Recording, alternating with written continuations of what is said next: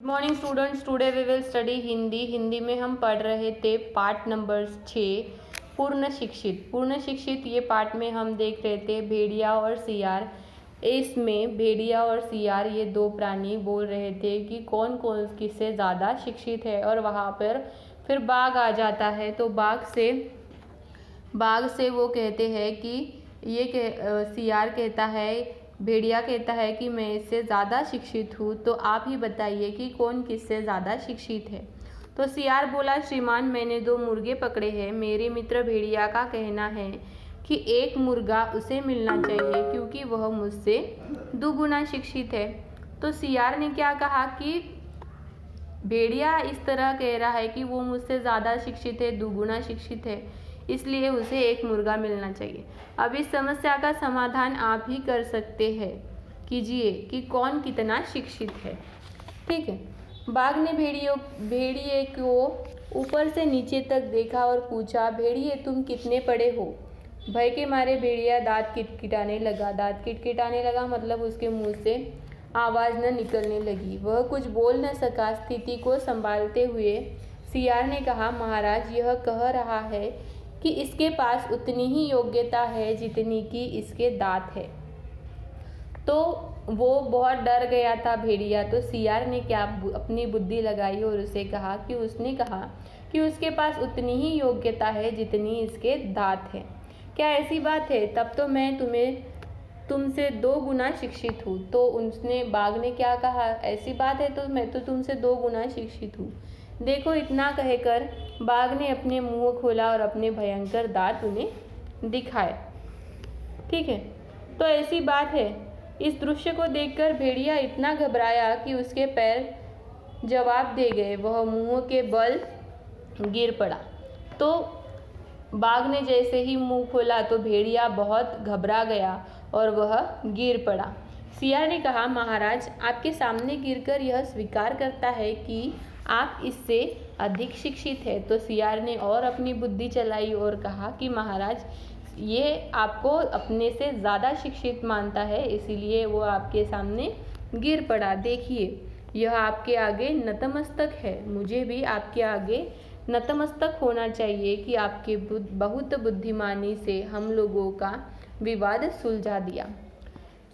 तो यहाँ पे क्या हुआ कि सियार भी वहाँ पे बोला कि मुझे भी आपका नतमस्तक होना चाहिए, मतलब मुझे भी आपके सामने झुकना चाहिए कि आप ही हम लोगों से क्या है, बहुत ही बुद्धिमान है। तो आपने हम लोगों का जो विवाद था वो छुड़वा दिया। बाघ प्रसन्न होकर बोला, क्या मैंने विवाद सुलझा दिया? तो वही प्रसन्न होकर आश्चर्य से बोला, मैंने विवाद सुलझा दिया? उसके मन में वो प्रश्न आया। हाँ महाराज, आपने विवादित समस्या का समाधान कर दिया। दांत दिखाकर आपने दिया कि हम दोनों से 2 गुने शिक्षित है। तो आपने क्या किया? दांत दिखाकर ही बता दिया कि आप हम दोनों से भी ज़्यादा शिक्षित है। अतः दोनों मुर्गों पर आपका स्वतः अधिकार हो गया। अब आप मेरे साथ मेरे घर पर चलने का कष्ट करें और अपने दोनों मुर्गे ग्रहण करने की कृपा करें। तो यहाँ पे क्या किया सियार ने कि आप ही इन दोनों मुर्गे के क्या है, अभी मालिक है। तो आप मेरे घर चलिए। उसने कहा कि आप मेरे घर चलिए और इन दोनों मुर्गों को ग्रहण करने की कृपा करें। सियार ने इस तरीके से बाघ को कहा। अपनी प्रशंसा सुनकर बाघ अति प्रसन्न हुआ, मतलब अति उत्साही हुआ। उसे अच्छा लगा अपनी किसी ने प्रशंसा सुनकर।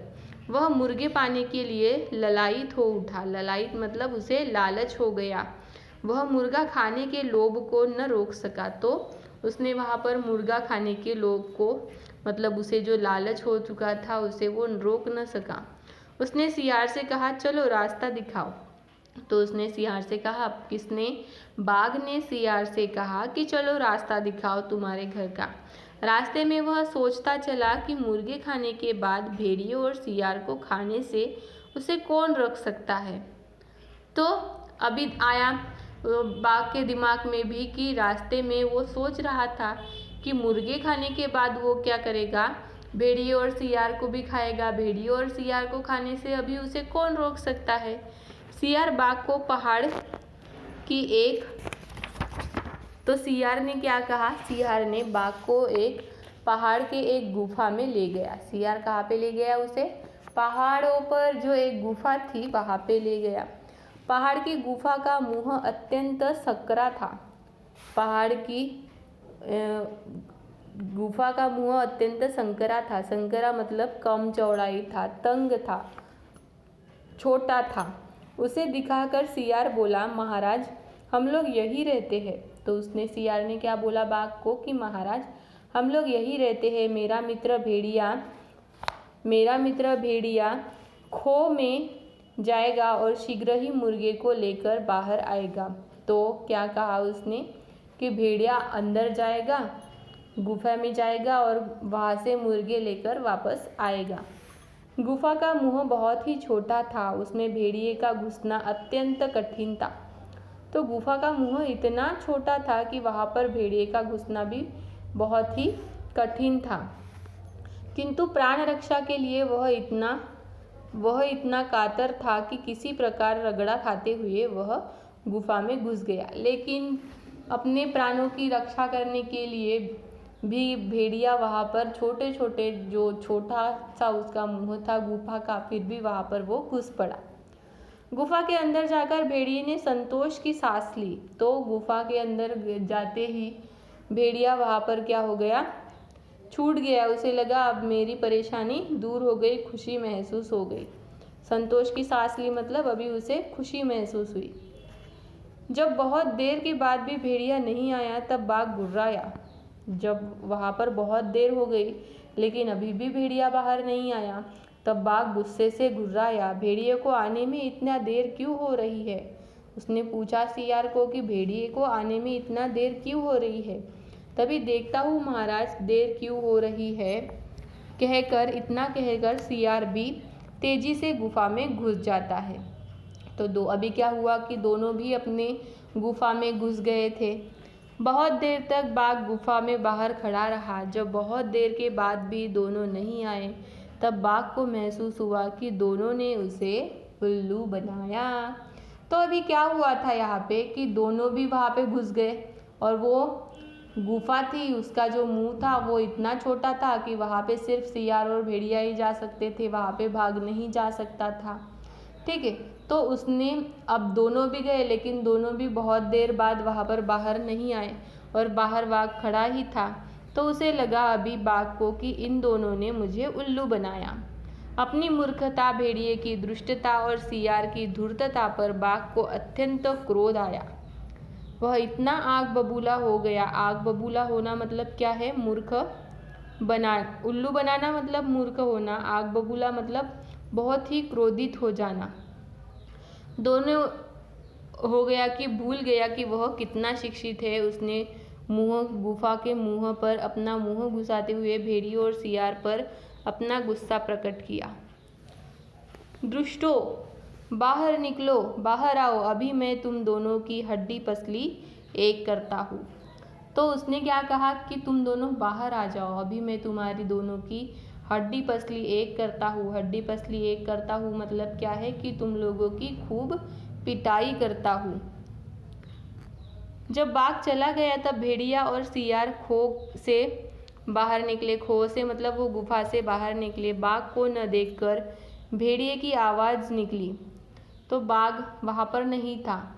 तो भेड़िए की आवाज़ निकली। उसने सियार की प्रशंसा करते हुए कहा, भाई तुम अर्ध शिक्षित नहीं, तुम पूर्ण शिक्षित हो। तुम अर्ध शिक्षित नहीं हो सकते। तो भेड़िए ने उसे सियार से कहा कि तुम अर्ध शिक्षित नहीं हो सकते, तुम्हारे पास तेज मस्तिष्क है। मस्तिष्क मतलब तेज दिमाग है।